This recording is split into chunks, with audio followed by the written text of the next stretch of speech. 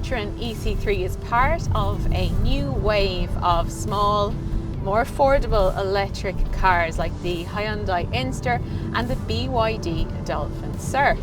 But Citroën has given the C3 this chunky SUV style to help it to stand out from the crowd. But will it be enough? Well, by the end of this video, I'm going to tell you if this is any good or should you just stick to the petrol. I'm Caroline and this is the Carzone YouTube channel. You love cars, and at Carzone we love cars too. If you're in the market for a new or used one, do head over to carzone.ie where you can browse lots of great cars from trusted sellers. Please give this video a like and hit the subscribe button to see more car reviews like this.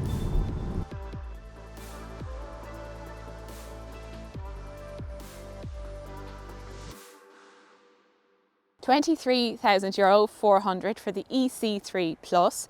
That's the same price as the petrol one. If you want this max version with more equipment, that's €25,000 650. So I do think that's a good price considering this is a substantial car when you look at it compared to the likes of the Inster and the Dolphin Surf.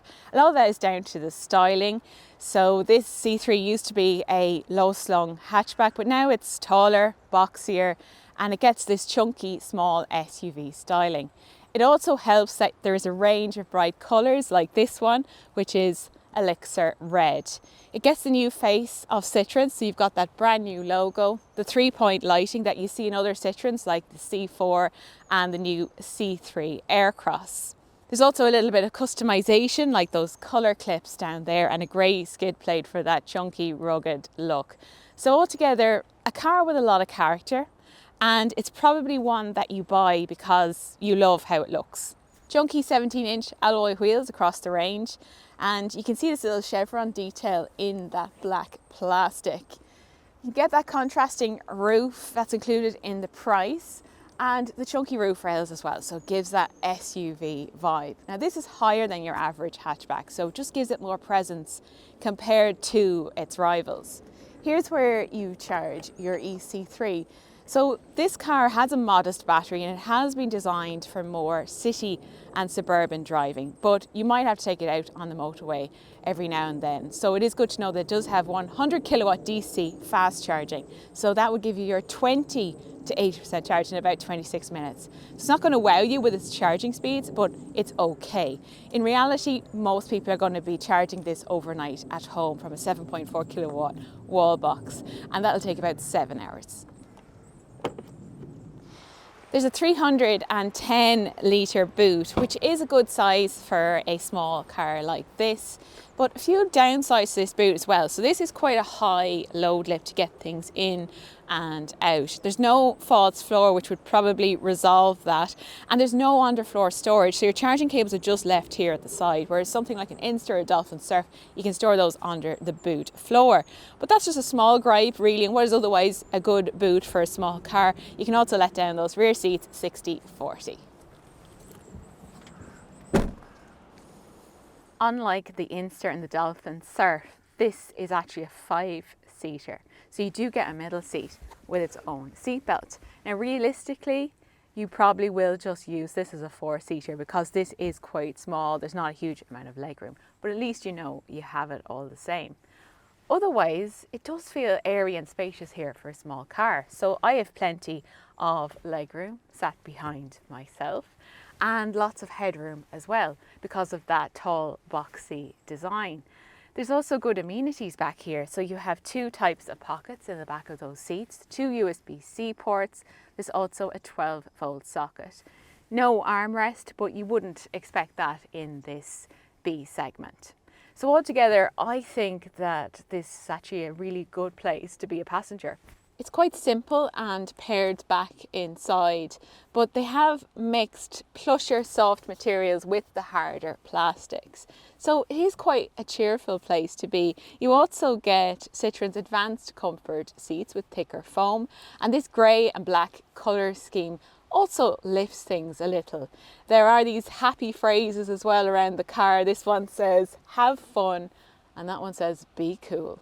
You get this compact steering wheel. I really like the look of that. And then this new digital readout. It is quite basic, It doesn't show you a huge amount of information, and the graphics are quite old-fashioned. It's a little bit 90s Casio calculator, but it does show you things like your speed and your range. Also, this touchscreen is standard, so that has wireless Apple CarPlay and Android Auto. It is still quite basic, but because you have CarPlay and Android Auto, you can pretty much bypass the native system and use that for your maps and music. Big bonus point for the e-C3 is that you get these big solid buttons down here for the climate control, so it's really easy to use. Standard features include manual aircon, there's rear parking sensors, and also cruise control. If you go for this Max, you get heated steering wheel, heated front seats, wireless smartphone charging, and a parking camera. So to sum it up, I think the Hyundai Inster is probably more sophisticated and high tech inside, but this is more cheerful and feel good, just like what it says on the door.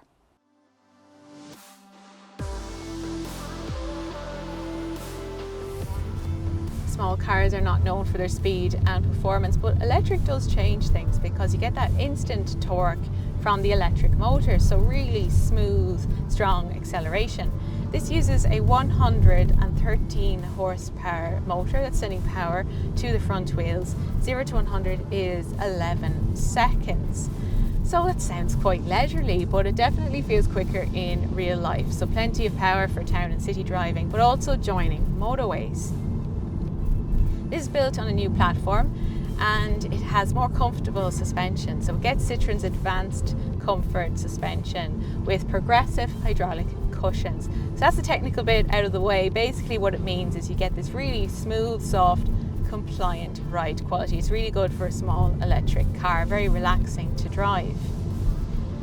It is softly sprung, so there is lean in fast cornering, but I don't think C3 owners do a lot of fast cornering, and otherwise it is a solid handler. It is ideal around town and city, really nifty to drive, but it doesn't fall apart on the motorway either, so it's still comfortable and refined as well. Just a bit of wind noise from around that side mirror at high speeds on the motorway. So this uses a 44 kilowatt hour LFP battery with range up to 320 kilometers.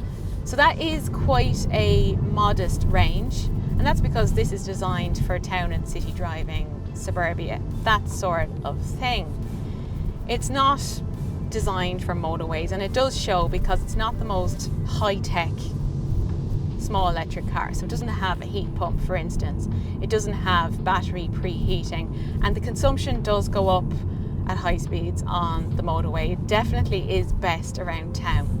So if you could charge this car at home overnight and then use it for your short journeys or short commute during the day, then it's going to work out really very cheap to run. That is where it's at its best. But if you do a lot of frequent motorway driving, I would say just stick to the petrol.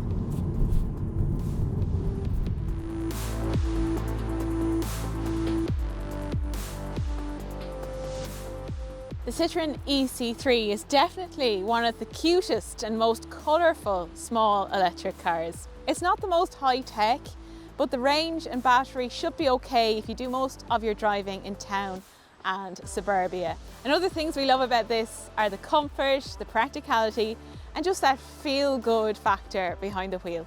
If you're looking for your own C3, head over to carzone.ie and you'll find lots of great cars for sale there from trusted sellers.